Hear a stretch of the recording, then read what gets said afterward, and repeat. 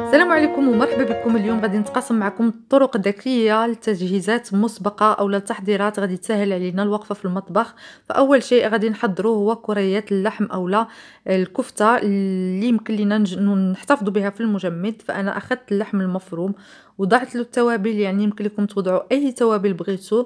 أنا وضعت ملح، إبزار، فلفل أسود، بابريكا وكركم وملعقة من الكمون، ملعقتان كبيرتان من زيت الزيتون، فصان من الثوم، بصلة متوسطة والقليل من البقدونس المفروم.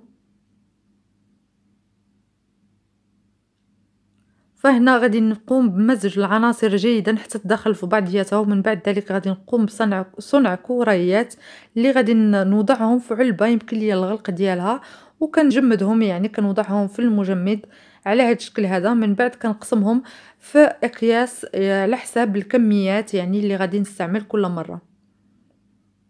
فكيف ما كتلاحظوا معايا كيبقى ليا بسهوله كنجبدهم، يا اما كنوضعهم مع صلصات المعكرونه او لا حتى الساندويتشات كنقليهم في قليل من الزيت، كتبقى طريقه سهله. غنمروا للفلافل، غادي نحتاجوا ليهم نصف كيلو من الحمص اللي نقعته ليله كامله، غادي نحتاجوا البصله متوسطه، غادي نحتاجوا الحزمه من البقدونس الكزبره المفرومه، غادي نحتاجوا لجوج فصوص ديال الثوم، غادي نحتاجوا البهارات اللي هما ملح، بابريكا، وهاد التوابل اللي وريتكم هنايا اللي يمكن لكم تعويضهم بالكمون. غادي نحتاجوا الكركم وفلفل اسود، وفي التالي غادي نحتاج الملعقه صغيره من البيكربونات. فغادي نقوم اول شيء بطحن الحمص والبصل والكزبره والثوم.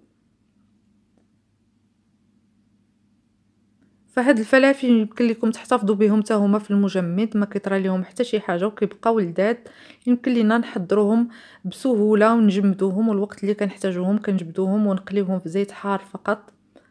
فكيف ما كتلاحظوا معايا قمت باضافه بعد ما حصلت على خليط ناعم، طحنت كلشي ناعم، كنضيف التوابل، وفي الاخر كنضيف الملعقه ديال البيكربونات اللي هي مهمه جدا لهاد الفلافل. صافي كنصنع كريات صغيرة وكنوضعهم بجانبي، بعد ذلك كنقوم بتجميدهم بنفس الطريقة يعني ديال كريات اللحم، وكنحتفظ بهم في المجمد في أكياس على حساب الكميات اللي غادي نحضر كل مرة.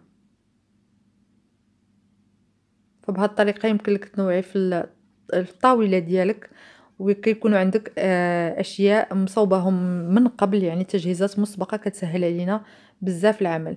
فالخضر كنوضعهم بنفس الطريقه، يعني كنقوم بغسلهم وتقطيعهم على حساب الاطباق اللي انا باغا نجهز، يعني البيتزا او الطاجين. فكنوضعهم بحال هكا في المجمد في اكياس.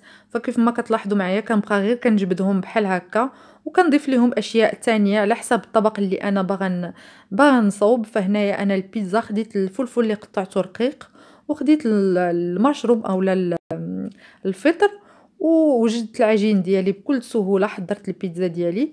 يمكن لك كذلك تجبديه وتضيفي ليه خضروات اخرى وسمك او لحم، وتوضعيه في طاجين، تضيفي ليه الصلصه اللي بغيتي وتوضعيه في الفرن، فغادي يجهز بسهوله.